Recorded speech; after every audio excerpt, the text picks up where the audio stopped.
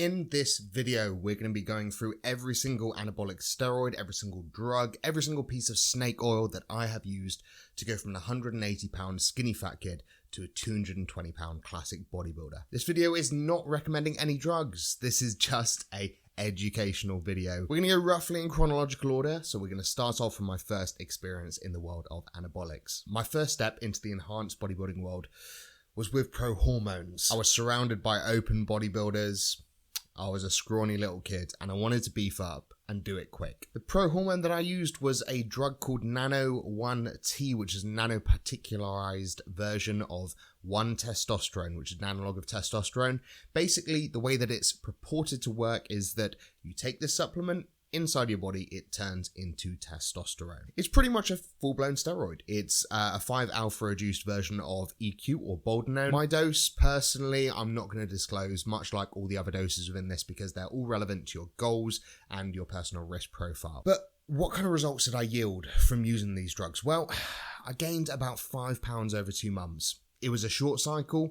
It was a pointless cycle. I was young. I had no PCT. I had no OCT. I didn't have a clue what I was fucking doing, much like most guys who step into the world of steroids or anabolics. Now, it's worth noting that my diet, my training was far from optimized. I was a volume whore, which, as we know in the world of bodybuilding, it's a problem. People neglect strength for far too long, and I was one of those, not really focusing on strength work until very recently over the last few years. Let's talk about the side effects. So first of all, the taste. Oh my god, the taste. If you've actually had liquid prohormones, the little dropper, you'll know that this is nasty. It's like dragon fire going down your tongue. I didn't really ever get used to that. It was horrid, it wasn't a pleasant experience, and generally speaking, I would choose to stick a needle in my arse any day of the week over that. Second of all, shutdown. Now, my system did definitely get suppressed, if not shut down during the process.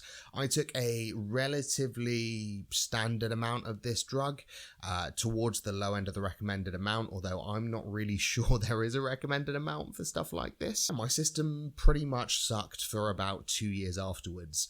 I noticed slower recovery. I basically packed on no mass, and I feel like the 2 months on cycle where I gained that 5 pounds, I probably missed out on a solid 10 pounds that I could have gained naturally if I'd have just gotten my shit together. Although I will say that was probably largely in part to the fact that I used D-aspartic acid as a PCT. Yeah, something which is shown to boost testosterone for a week. So for that week, I was absolutely fine. I was raging, and then after that, probably nothing. Needless to say, that didn't do the job. This is why I stress to everyone, if you don't have access to steroids, if that's the reason why you're looking to venture into the world of prohormones or SARMs, think about the bigger picture. Do you have access to all the ancillary drugs that you still need if you run those kind of compounds?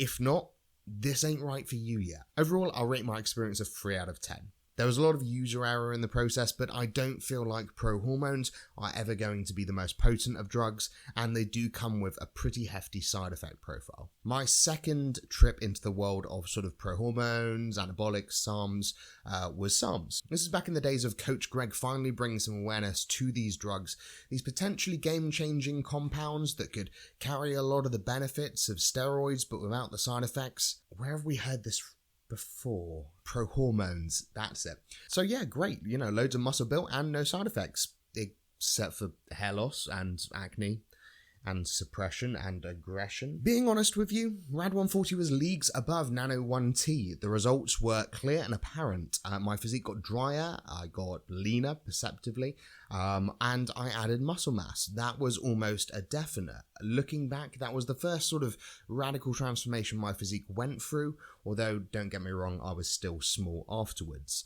It definitely worked. Does it mean they're worth it? Hell no. I got about 50% of the results, I reckon, of an anabolic steroid cycle. I also got a disproportionate amount of the side effects. Almost straight away, I was suppressed. I could feel that. It came hard and fast, and I wasn't anymore. But the most noticeable side effect was hair loss and shedding. Now, this is something which has come to light that Rad140 is notorious for. It absolutely rapes the hairline. My hairline was perfect before. Thick hair, you can see, I've got fairly good hair genetics. Unfortunately, though, they did not stand a chance against Rad140. Probably double the amount of hair loss that I've ever seen on an anabolic steroid cycle, and that prompted me to introduce finasteride into my life. It was a major regret that I didn't think about this beforehand, but then I'm not prone to shedding. Unfortunately, that shit is just that powerful. I got more aggression in my everyday life. At the time, a lot of these side effects weren't really public knowledge, and the aggression was definitely interesting. It came through in my work life. I became way more assertive, became a bit more jittery, to be honest. It felt like adrenaline was running through my veins 24/7 at first, which was hard to acclimatize to, but I did after a couple of weeks. I will say the aggression did obviously help in the gym, but that's not what you need when you work a 9-to-5 corporate job. In terms of the feel when on, this was one of the worst drugs that I've ever used. You can tell that it thickens the blood. Honestly speaking, I didn't feel healthy while I was running this compound. I would give Rad 140 a solid 5 out of 10. It did its job, but the side effects mean that it was most definitely not worth it in the long run. But there was something before those designer steroids or anabolic agents. I was probably about a year and a half, 2 years in, and somebody from work had gotten their hands on some and they were trying to get rid of it. They didn't really want it anymore. They didn't agree with it. Turns out nobody agrees with this particular drug. It was Clenbuterol. Clenbuterol used to be an asthma medication used by farmers and doctors alike to open up the airwaves. It's a thermogenic drug pretty much, and is notorious across the bodybuilding world for both being one of the most effective and one of the most damaging drugs that you can use. But hey, it gets you damn shredded. At the time, I was stuck at about 11 stone. I dieted down from maybe 11.5 stone, skinny fat, well, pretty much just fat, and then I was stuck at 11 stone. That's pretty much because my body should have bulked at that point. I didn't really have enough mass to keep going on the cut, but as somebody who'd never been lean or skinny or thin, I guess I'd say my initial goal was, I wanted to take it further. So this definitely helped me, and I went sharply from about 11 stone down to 10, which is about 154 pounds down to about 140 pounds. So we're not winning any bodybuilding competitions at this point. But overall, did it work? Yes, hell yes, it works. Clen's one of those drugs where if it doesn't work for you, your source is probably bunk, because this drug is powerful, it is reliable. I also utilized this in my contest prep, and I will say it did a brilliant job there too. I've never seen veins running in quite the places that I had them, so definitely it is a powerful agent for getting lean. Let's talk side effects. Well, they are plenty. Clen is pretty damn cardiotoxic. That is one of the big drawbacks with Clenbuterol, and why I'd never recommend anyone who's not looking to compete in a bodybuilding contest to use it. You can get lean without these drugs, people. It's not actually that hard, it's just a lot longer. But the first thing that you'll notice when it comes to side effects in Clenbuterol is the cramps. This is just brutal. First time I ever took it, I stuck to a fairly low dose, so I was taking maybe a couple of grams of taurine alongside it, and that pretty well fixed the issue. Second time I was taking it, it went up to the higher ranges of acceptable Clenbuterol dosing because we were going for a classic physique stage. At this point, I was taking about 6 grams of taurine, triple dosing electrolytes, making sure to get the right sodium in my diet, drinking a hell of a lot of water, and it did nothing. I would wake up in agony in the middle of the night, screaming because of cramp, and honestly, it's that kind of pain that I could not keep it in. Woke my girlfriend up plenty of time, and not for any fun stuff, simply because my calf was having a spasm. It wasn't fun. It's not fun. Drugs are not cool, kids. But Clen works, and I'm gonna have to give it an 8 out of 10 for that reason. The side effect profile is pretty nasty, but it's effective enough to mean that it's pretty damn proportional. If you are going to take the step to use Clen and go to those extremes, then I'm pretty certain you're confident in accepting that side effect and that risk. Now it's time to slow things down slightly. Yohimbine. This is also a fat-burning drug, and this was used in my last contest prep that I alluded to when talking about Clenbuterol. Yohimbine is basically a natural supplement. It is an extract which has a fairly powerful thermogenic effect on the body. It is a damn powerful agent. To actually make the drug effective, you have to fast for about a minimum of 2 hours. So that meant that I had a solid chunk of the day I wasn't eating, and I could save my calories. So that was pretty good when I was cutting down and we were going rock bottom with food. But generally speaking, I felt that it worked. This drug, however, will make you moist. I was sweating, dripping, causing a tsunami on the treadmill. It's really, really effective when combined with exercise, and you should ideally be fasting and doing fasted cardio at the same time as taking your Yohimbine. That pretty much amplifies the effects to its maximum possible. Not quite as powerful as Clenbuterol, but also not quite as difficult to tolerate. So moving on, let's talk about the side effects of Yohimbine. There weren't many. I don't know whether this is because I was utilising multiple anabolics and Clenbuterol at the same time, which is way more powerful and potent in terms of side effects, but I didn't really feel much from Yohimbine, and I feel like there are two camps of people when it comes to this drug. People who take it, they do not tolerate it, it doesn't go down well for them, and so thus they do not use it. And people who do find it effective don't really feel many sides, and so they use it all the time. I am definitely in the latter camp, and yeah, generally speaking, I found it a nice addition. It fitted my lifestyle well. It meant that I had a solid time in the morning fasted there, which helped with calorie management, and yeah, I can't really knock it too much. So I'll give Yohimbine an 8 out of 10 in terms of risk reward. Anabolic androgenic steroids, AAS, roids, gear, juice. So this is the meat of it, what probably a lot of you have tuned in for. So starting off, what did I do? Well, I did the pretty much classic Reddit r/steroids anabolic cycle. Testosterone Enanthate, 500 milligrams per week. That was my starter. I'm going to tell you that dose because it's all over the internet. Is 500 milligrams the right dose? It depends who you ask. If you ask me, it's overkill. Test is best is a saying that I can definitely get behind. This drug was the most radical transformation I've ever seen in my physique. It was an incredible leap, and the results were multiple that of anything that I've ever experienced. I felt a similar aggression to Rad 140, but mainly channeled through the gym and my exercise. The rest of my life wasn't really aggressive. I was more like assertive. You know what I mean? Like, you know, you're just like more confident. Yeah, bit of a lad. I was never that, I'm not going to lie. In the first couple of weeks, you'll gain weight fairly rapidly. This is the water weight that comes with using anabolic steroids. This was a learning curve for me. And my training and diet definitely took a step up along with my anabolics use. So I can't say how much of this exactly is attributed to just jumping on steroids versus being natural, and how much of this is due to actually getting my shit together. Over 12 weeks, I gained 20 pounds.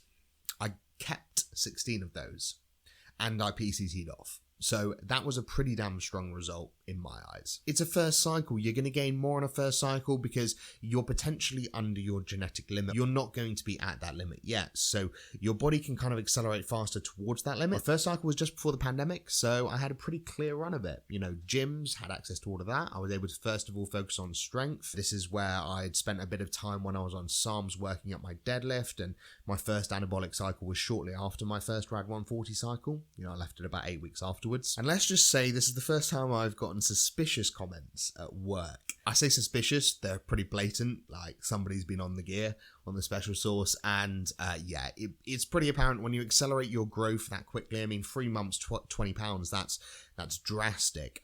People start to notice. I think that in any anabolic stack, this is a brilliant agent, it's a no-brainer, and people give it hate or call it weak. For all the wrong reasons, and it will still always make up a decent proportion of my anabolic cycles. In terms of side effects, it's more than prohormones and it's less than Rad 140. My hair loss was less severe, although it was still present. When you've got excess testosterone, even if you're blocking DHT, testosterone can still cause shedding and hair loss in of itself. My suppression was apparent, but I did run HCG alongside it, and that pretty much helped to negate all of those side effects. Test truly is best, and with that in mind, I'd rate that a 9 out of 10 in terms of risk reward. So moving on, I've done a cycle of prohormones, I've done a cycle of Rad 140, I did a cycle of testosterone, and actually I did run Rad 140 alongside that for a period of time until I got acid reflux so strong that it felt like my throat was burning. What was the next step? Equipoise, Bodybuilding. I have made a review video on this. This was basically chosen because I was trying to avoid 19 NORs. At this early stage of my anabolics use, I knew that in terms of accessory compounds to try, you're pretty short of options beyond, say, Primo, Masteron, 19 NORs, and a few orals. So I was looking at the list and I thought, EQ, that's an interesting one. And most of the literature in terms of side effects were that it was fairly mild and a mild anabolic, and it came with an aromatase inhibitor benefit. So I was thinking, this is a poor man's Primo and I am here for it. Turns out, not quite. But I will say, in terms of results, it was decent. It did a job. I think it may have sort of positively affected composition. It's really hard to say because at this point, the pandemic was in full swing. I was working out from home. My results weren't as optimal as my first testosterone cycle. So overall, actually, I gained less using EQ and test than just using testosterone on its own. My doses were higher, of course. My anabolic exposure was almost... wow, it's more than double actually. And I felt it. My strength performance was amazing. My workouts are incredible. The red blood cell hematocrit benefits of EQ, or drawbacks depending on how you look at it, are really powerful. It extended my workouts. I was ready to go and animalistic just as on the last set as much as I was on the first. It does act as an aromatase inhibitor, which is nice not to have to use one because AIs basically all they do is block your estrogen and they don't give you any benefit. Yet EQ is an anabolic compound, which is going to help me build muscle while also modulating estrogen. But the way EQ does it is a bit dodge, and I'm not going to lie, I never quite nailed the E2 management during my cycle, my estrogen management. I felt like I had it under control, but blood tests told me otherwise, and it's pretty hard to avoid crashing. You have to have a fairly healthy ratio of testosterone to Equipoise, which means that if you want to run safer use, you can't really use this because you'd have to use so much testosterone to modulate the amount of aromatase inhibitor effects from the EQ that it wouldn't make sense. And that being said as well, the aromatase inhibitor effects of Equipoise aren't quite fully understood. Basically, it's a metabolite of the drug which affects the estrogen receptor, but there's suggestions that it still affects E1 while not affecting E2, and this is all complicated stuff which you really don't care about. The point of the matter is it might not fully sort the estrogen issue out, which can lead to a lot of people accidentally getting gyno when they're coming off it or when they're first going on it, and it's just not a really easy drug to traverse. Honestly, the whole cycle was like, I was just panicking about everything. Loads of things were happening. I was like, am I getting gyno? Is this happening? And, that you feel your blood's thicker, much like on RAD 140, because it affects your red blood cell count. And honestly, I'm not sure that I can say it was worth it for me personally. And looking back now, there's a lot more data on how toxic it is on the kidneys. And I guess there's a good reason why this wasn't approved for use in humans and was restricted to veterinary care, right? Looking back now, I know more. As always, you educate yourself, you learn, you realize your practices which you think were made for the right reasons before weren't made for the right reasons, or just were under-researched and you were wrong about the issue. So I'll hold my hands up. EQ is not really a safe, mild compound when you take into account all the side effects I now know about. EQ, I hate to say this. I'm going to give it a 4 out of 10. Less than RAD 140. If you're wondering what my favourite anabolic is, Primobolan.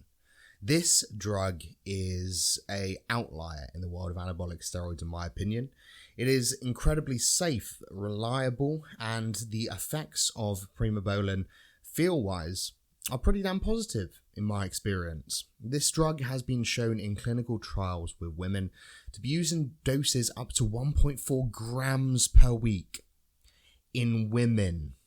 That's mad. The first time I ever used Primo and had Primo money was in my contest prep. I made a statement that I wanted to do a prep without 19 NORs, and although I didn't see the end of it, again, check my channel for the full details on that, it was still damn effective. I managed to get incredibly lean, my aesthetic was pretty full and pretty saucy, and overall, it was a nice experience as far as anabolic steroid exposure goes. I had positive strength progression, I felt fuller, it had an AI effect, and it felt a hell of a lot better than Equipoise, that's for sure. Don't expect miracles from Primo though.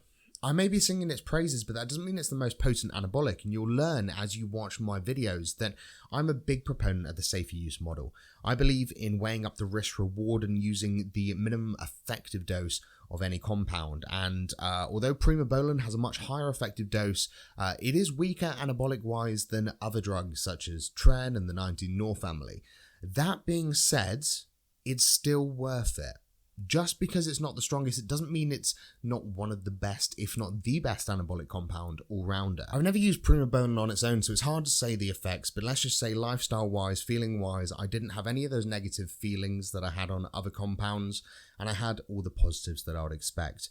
Primo was hyped up for me, and it lived up to it. But what about side effects? It is a DHT derivative, which means that it can affect hair loss. However, for me personally, using finasteride, I didn't really notice too many effects. And I have used it once without finasteride, and I can say that my shedding wasn't anywhere near what it was on Rad 140. So it is very possible that my hair loss side effect was a directly attributed trait to Rad 140. Other than that though, it's a fairly clean bill in terms of the effects on my health, in terms of the cycle. I feel like the side effect profile would have been so minimal, it didn't really have a notable effect on anything all the way through from blood work through to blood pressure or any other issues. And the final anabolic steroid on this list, that's right, I haven't used every single one under the sun. As I said, safer use kind of restricts the compound selection you get to go for, but this time we took a venture into the deep and dark depths of the world of 19-nors. My 19-nor of choice was Nandrolone, specifically NPP, which is the short-acting version of Nandrolone related to DECA, which you probably heard of. The reason for this is because, as I said, it's my first venture into 19-nors. I was a little bit apprehensive, and this is the one that was going to be in and out of my system like that, and the side effect profile of Nandrolone I was a little bit more comfortable with than from Trenbolone. It's definitely the lowest dose of anything that I've taken in terms of anabolic steroids, and that's for a reason, because I wanted the minimum effective dose. And with 19-nors, you can get a pretty good effect from not all that much. So I'll be transparent on this one. I've never taken more than 200 milligrams of Nandrolone. This may change. My risk-reward ratio changes, and that's the beauty of safer use, is that it can be scaled up and down depending on your acceptable risk exposure. But for now, I'm fairly happy with the effects. Nandrolone was utilized for the first time in my last cycle, which ran for just over 20 weeks. This cycle was definitely effective. I mean, my whole rebound from the prep, obviously there's a major difference there from starting a bulk when you're absolutely bone dry shredded, going through back into a previous high weight. You know, I really did fill out the tissue that was probably gained during that prep. But Nandrolone also definitely helped aesthetically. I mean, I was at my hardest, I was at my strongest, my strength progression was incredible, and generally speaking, I can't really attribute any negative effects to this, because when I was on my prep, I was just using testosterone and Primobolan. However, you know, this cycle was test, primo, and Nandrolone, and one more compound we'll get onto next, which is even more expensive than primo. So you can imagine that this last cycle was a bit of a bank breaker. But yeah, I didn't notice anything different than just running test and primo, honestly. Blood pressure ran a little bit higher, but it wasn't noticeable day to day. And yeah, results wise, it was fairly solid. It's a 19-nor though, so side effect wise, it doesn't come risk free. Water retention is the first thing you'll notice on Nandrolone, and I reckon I gained probably 3 to 5 pounds worth of water, and the blood pressure shortly followed. Previously, my high was probably about 130 over maybe 70, and my blood pressure went closer to the 140 mark at times, which was worrying, don't get me wrong, but that's where telmisartan was introduced to help modulate that. I'm not saying the initial stress is completely removed through use of telmisartan, but it's something that, as you'll learn, I'm a major fan of in terms of general health maintenance while on cycle. I didn't see game-changing results, although they were definitely beneficial above and beyond not using it, and the side effect profile meant that I would definitely use this drug again. Overall, I'd probably give MPP, specifically, and Nandrolone, an 8 out of 10. I'm going to take you for a second out of the world of anabolics and into a world fueled with potential muscle growth, small, minute benefits, and large, hefty price tags. Yep, it's growth hormone. After like a solid 5 years of like being obsessed with growth hormone, being like every guy who looked proportional and big, I was like, he's on growth because growth adds mass proportionally everywhere. I didn't know what the fuck I was talking about. Like, anabolic wise, it's alright. It's not that potent. I first introduced growth hormone. I used generic, not pharmaceutical, back in 2021.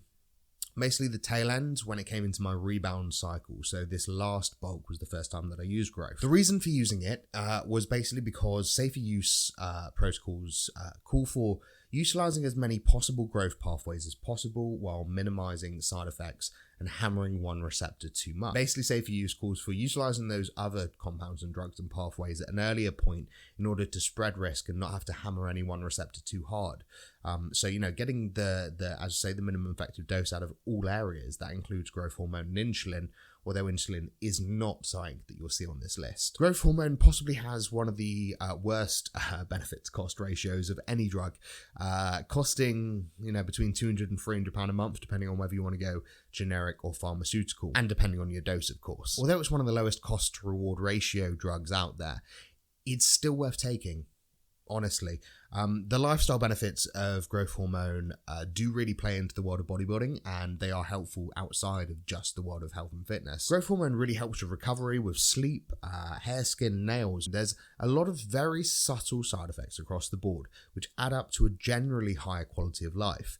Now, this isn't commenting on whether, it's relevant to use for everyone just for a better quality of life. The risks may outweigh the positives for some people, but personally, I felt an all-round slightly positive change in my life when I started using growth hormone. This is touted to be one of the greatest long-term compounds ever, and over the long run will add up to additional gains, whether it's through direct anabolic action or through the benefits in terms of recovery and sleep. My composition is also notably better when on growth hormone, and that's saying something because growth hormone adds water weight, and I'm talking like a solid extra 5 pounds of water weight that I've added since using it. That just goes on and off if I come off it. Yet, I look leaner, I look fuller, I look better when I'm using it. But here's the rub. Growth hormone is touted as one of those miracle drugs. It costs a lot of money because it works and it's really safe. It's perfectly safe. It's great. A bit like HCG, which, if you watch my recent video, you'll know is potentially eating your brain. So these things can have some sneaky side effects, and growth hormone is definitely one of them. Your feet, your hands, you will bloat, and you get the proper geezer hands, the growth hands. My carpal tunnel had never been an issue for me before, but I developed carpal tunnel syndrome since using it. I would wake up with agonizing pain for the first couple of months using this in my arm, which was a bit of an off-putting thing to experience. My body has adjusted, I will say that. I don't really get the side effects anymore. I still get the odd dead arm, but I feel like that's just normal for everyone, right? So yeah, it's not great. It's going to elevate blood pressure with that water weight and potentially give you those issues like carpal tunnel, but I wouldn't say health-wise there's anything that I would say is too detrimental with growth hormone, aside from the possibility of insulin sensitivity taking a bit of a hammering, which is why most people recommend using something like a glucose disposal agent like metformin or berberine, or even taking the jump to use insulin alongside growth hormone. And that's something which, as I mentioned, isn't off limits due to safer use. In fact, it's sort of encouraged. I'm not quite comfortable taking that step. I've got enough things to manage in terms of my cycle and enough things to shell out for in terms of cost too. I'd give growth hormone a solid 7 out of 10. It's a great performing compound. If it wasn't for those mild side effects, which still act as a drawback given how much, it's touted as a risk-free product, I can't quite stretch to the 8 or 9s. So there you go. So the highest ranking compound that I've ever used is Primobolan. And I think that most people will say the same, although of course testosterone comes in a close second. The most dramatic effect you will ever see is still going to be from testosterone. And testosterone is a necessary part of almost every anabolic cycle. If you're natural, first of all, and you're not looking to compete, there's no reason to use any of these drugs. You might not get as big as you would on steroids, but without a stage to step on, there's no use in doing that anyway. So hopefully you can see why SARMs are off the list, why anabolic steroids will always reign supreme in terms of benefits, and why using a safer use model can lead you to an all-round better experience than just picking the highest performing drug and abusing the hell out of it. Please do like and subscribe. There'll be more content coming to you from the new studio. We are all set up and I'm absolutely loving it. Hopefully you enjoyed the step up in quality, and I will see you in the next one.